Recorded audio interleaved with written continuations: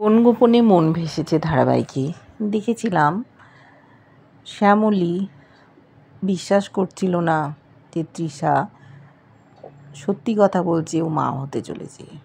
ওকে test করতে পাঠিয়েছিল, সেই টেস্টের রিপোর্ট এসে গেছে। এদিকে তৃষা ওখানে ছিল না, তৃষাকে ডেকে পাঠিয়েছে শ্যামলী। তৃষা এসে রিপোর্টটা হাত থেকে নিয়ে নিতে চাইছিল, কিন্তু শ্যামলী দেয়নি, ওকে অবিশ্বাস করছে। ওখানে ছিল মন্দারও। রিপোর্টটা খুলেছে, খুলে চমকে গেছে শ্যামলী। বাড়ির লোকেরা ভাবছে যে আবার তৃষা মিথ্যে কথা বললো সন্তান নিয়ে, কেন এরকম করছে। অপরাজিতা মল্লিক তাড়াতাড়ি এসে শ্যামলীর হাত থেকে রিপোর্টটা নিয়ে দেখছে পজিটিভ লেখা। সকলকে জানিয়েছে তৃষা সত্যি কথাই বলেছে, ও সন্তান সম্ভবা। দেখেছি দূরে দাঁড়িয়েছিল মন্দার অর্থাৎ রঘু, ওর মুখে একটা ক্রূর হাসি ছিল তৃষার মুখেও। হয়তো ওরা মিথ্যে কথা বলছে, রিপোর্টটা পাল্টে দিয়েছে। শ্যামলী নিজে লজ্জিত হচ্ছে, মহেশ্বরকে ডাকছে যে মহেশ্বর, এটাও আমার প্রাপ্তি ছিল, আমি এইভাবে সন্দেহ করলাম। ও কিছু বলতে পারছে না। শ্যামলীকে বলল তৃষা, এবার তো তোমার বিশ্বাস হলো আমি মা হতে চলেছি। আমি আমার নিজের সন্তান পেটের মধ্যে রেখে কি করে মিথ্যে কথা বলবো, তোমরা একবারও কেউ ভাবছো না? সত্যি আমি মা হতে যাচ্ছি। প্রণাম করতে গেছে ঠাম্মিকে, ঠাম্মি বলছে তুমি নিচু হয়েও না। জড়িয়ে ধরতে যাচ্ছিল, কিন্তু কেউ অতটা গুরুত্ব দিচ্ছে না। বলছে এবার থেকে তোমার যত্ন আত্তি করতে হবে, তুমি নিজের ঘরে যাও। তখন ও চলে গেল নিজের ঘরে। এদিকে হঠাৎ করে দুজন মহিলা ওদের বাড়িতে এসছে। শ্যামলী তাকিয়ে দেখছে মন্ত্রীর বউ আর মেয়ে। যে স্বাস্থ্যমন্ত্রীর মেয়ের বিয়েতে ওরা রান্না করে অসুস্থ করে ফেলেছিল, তারাই এসছে। ওদেরকে দেখে অবাক হয়ে গেছে। সবাই বলছে কেন আপনারা এখানে এলেন, আমাদেরকে ডাকলেই পারতেন, আমরা যেতাম। সিকিউরিটি গার্ড এসছে কি না? বললো হ্যাঁ, ওরা সব বাইরে আছে, আমরা একটা বিশেষ কাজে এসছি। মেয়েটি বলছে যে শ্যামলীদি, তুমি তো একেবারে কামাল করে দিয়েছো, আমার কাছ থেকে আমার বয়ফ্রেন্ডের কথা শুনে তুমি কেসটা সলভ করে দিলে। সবাই তাকিয়ে দেখছে। ওখানে ছিল মন্দারও, রোহিণীও আছে। তখন বলল আমরা একটা যে কাজে এসেছি, দেখো আমার বাবার 60 বছরের জন্মদিন, আমরা চাই এই জন্মদিনে সারপ্রাইজ পার্টিটা তুমি অর্গানাইজ করো। ওরা তো শুনে অবাক হয়ে গেছে, বলল কি করতে হবে না করতে হবে বলো। তখন বলল আমরা বাবাকে জানাতে চাই না, আর শ্যামলীদি তোমার উপর আমাদের ভরসা আছে, তাই তুমি যা করবে সেটাই হবে। শ্যামলী বলল ঠিক আছে, মেসোমশাইয়ের জন্মদিন বলে কথা, একটা অন্যরকম নিশ্চয়ই কিছু হবে। বালাই 60 বলতেই সকলে হাসছে, 60 বছরের জন্মদিন। ওরা কিছু বলল না, এবার চলে গেল। মন্দা নিজের ঘরে চলে গেছিল। এদিকে সকলে মিলে আলোচনা করছে, আবার নতুন করে গেট বেঙ্গল ক্যাটারার মাথা তুলে দাঁড়াচ্ছে, ভালোভাবে কাজটা করতে হবে। এদিকে আবার তৃষা চলে এসছে, ওর দেখভাল করতে হবে। মন্দার আছে, মন্দারের ট্রিটমেন্ট হচ্ছে। একেবারেই খুশি নয় অপরাজিতা মল্লিক, বলছে এর পেছনে বেকার তোমরা সময় নষ্ট করছো, ডাক্তার দেখাচ্ছ, স্মৃতি ফেরানোর চেষ্টা করছো। আদৌ এ মন্দার নাকি রঘু? মন্দার ঘরের মধ্যেই ছিল, রোহিণী ঘরে গিয়ে ওর সাথে কথা বলছে, গায়ে হাত দিলেই ও বিরক্ত হচ্ছে। ও বলছে যে এই বাড়িতে সবাই আমাকে কীরকম তাচ্ছিল্য করে, আমার ভালো লাগে না। তখন রোহিণী ওর মুখে ওষুধটা দিয়ে দিয়েছে, বলেছে নে এবার খেয়ে নে। চেয়েছিল মন্দার গেট বেঙ্গল ক্যাটারারে কাজ করতে, এসেছিল সকলকে বলতে আমিও হাত লাগিয়ে কাজ করতে চাই।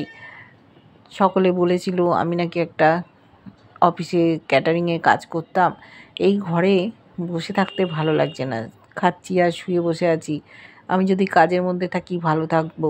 শ্যামলী হঠাৎ মনে হয়েছে মন্দার তো এরকমই ছিল, ও তো চুপচাপ শুয়ে বসে থাকার লোক না, কাজ করতে চাইতো, তাহলে কি আমার ভুল হচ্ছে? এই কি মন্দার? অনিকেতকেও বলেছিল, ওরও তাই মনে হচ্ছিল, কিন্তু এরা কেউ রাজি হয়নি, চুপচাপ ছিল।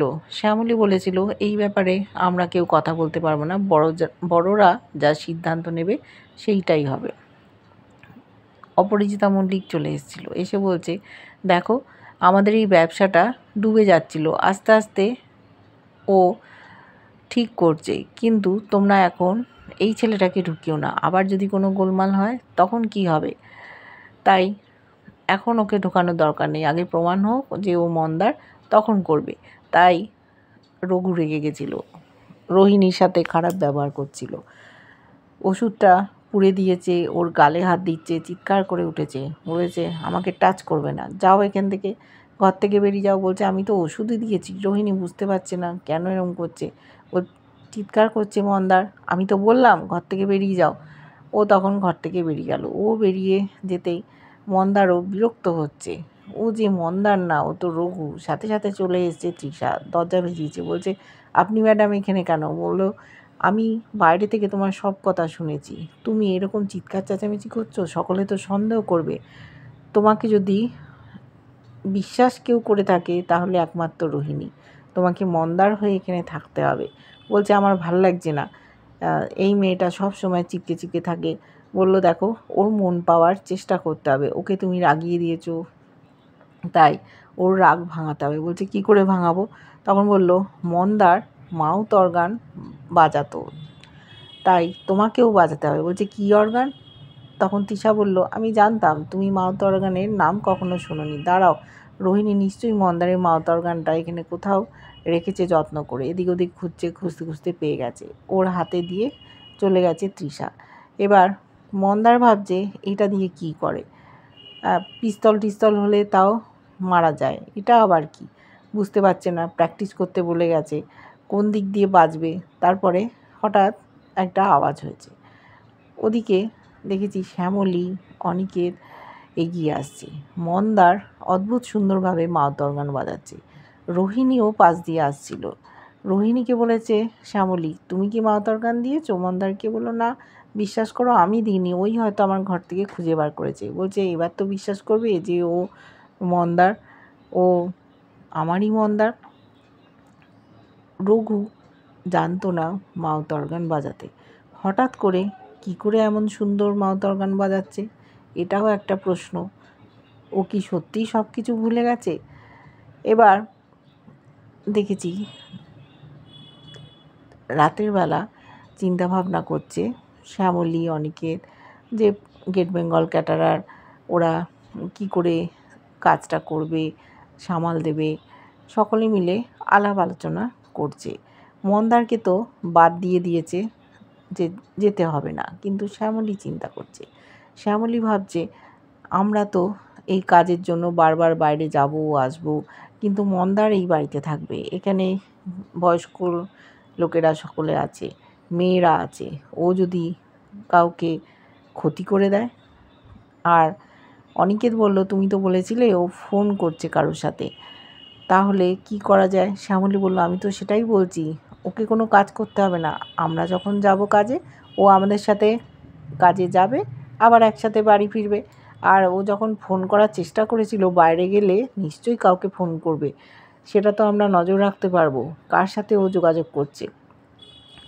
তখন শ্যামলীও বলল হ্যাঁ আমি তো এই কথাটাই বলতে চাইছি, একেবারেই ভরসা করা যাচ্ছে না, যতক্ষণ না আমি প্রমাণ করতে পারছি যে এই মন্দার না রঘু, ততক্ষণ মনের মধ্যে যেন একটা খচখচ করছে, ওকে বাড়িতে একলা ফেলে যাওয়া যাবে না।